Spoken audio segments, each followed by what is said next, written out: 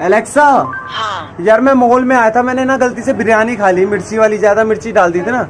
अब पता नहीं क्या होगा मेरे पेट में।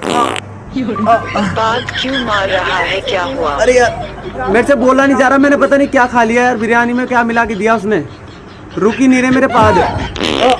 गधे, जाकर टट्टी कर ले। अरे यार मैं मॉल में था यार, क्या करूँ, जल्दी बताओ, कोई अर्जेंट कुछ बताओ, क्या खाऊं जिससे रुक जाए। अबे एक चीज खाए है, इतना सड़ा रहा है, दूसरी चीज खाएगा तो टट्टी ही निकल जाएगी। अरे यार बहुत इंसल्ट हो रही है यार, जल्दी लिफ्ट खुल भी नहीं रही।